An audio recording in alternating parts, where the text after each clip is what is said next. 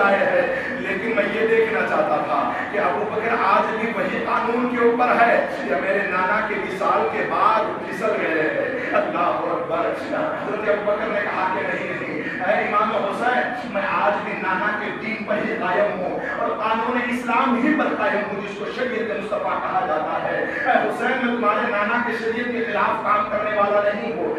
آپ اس کے بعد دوبارہ منبر رسول پر چڑھے اور چڑھنے کے بعد پورا خطبہ آپ نے ارشاد فرمایا۔ اللہ اکبر۔ اب یہی حضرت عمر بن خطاب رضی اللہ تعالیٰ عنہ کی ذات ہے۔ جب عمر بن خطاب منبر رسول پر چڑھے اور چڑھنے کے بعد آپ کے بڑے شہزادے امام حسن رضی اللہ تعالیٰ عنہ تشریف لائے، مولا علی کے بڑے شہزادے، رسول پاک صلی اللہ علیہ وسلم کے بڑے نواسے امام حسن مجتبی تشریف لائے، اور آپ نے مسجد منبر کے دروازے پر ہی کہا، اے عمر، یہ منبر میرے نانا کا ہے، نیچے اتر جاؤ، نیچے اتر جاؤ۔ حضرت عمر دوڑے دوڑے نیچے اتر گئے اور اترنے کے بعد کہا کہ اے عمر، یہ نانا میرے منبر کا ہے اور تم میرے نانا کے غلام ہو، اور غلام کو کیا حق بنتا ہے کہ وہ منبر کے اوپر چڑھے؟ غلام کو کیا حق بنتا ہے کہ وہ منبر پر چڑھ کر قال رسول اللہ کا خطبہ پڑھے؟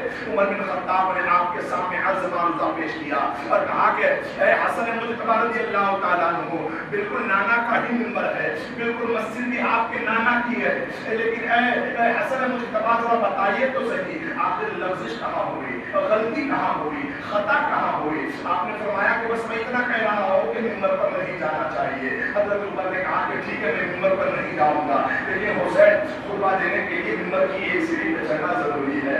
اس وقت 30ویں سیڑھی کے اوپر حضرت عمر بن خطاب ٹھہر کر خطبہ مکمل کر دیا، اور خطبہ مکمل کرنے کے بعد چند لوگوں کو عمر بن خطاب نے جمع کیا، اور جمع کرنے کے بعد کہا کہ چلو شہزادے رسول کے گھر پر چلتے ہیں، وقت کا امیر المؤمنین، وقت کا خلیفۃ المسلمین، وقت کا رسول اللہ کا خلیفہ امام حسن مجتبی کے گھر پر تشریف لے جا رہے ہیں۔ اور جب گھر پہ تشریف لے گئے تو کہا کہ اے حسن، تمہارے باپ کا غلام اور تمہارے نانا کا غلام عمر ابن خطاب تمہارے گھر پر آیا ہوا ہے۔ کہا کہ عمر ابن خطاب آئے ہیں، کہا تشریف لائے۔ آپ نے زمزم پیش کیا، پانی وغیرہ پی لیا، اور پینے کے بعد پھر فرمایا کہ اے ابو حسن، تم نے کہا کہ عمر تم میرے نانا کے غلام ہو، کیا یہ بات مجھے تحریری شکل میں لکھ کر دے دیتے ہو؟ اس وقت حضرت حسن رضی اللہ تعالیٰ فرمایا کہ ہاں دے دوں گا۔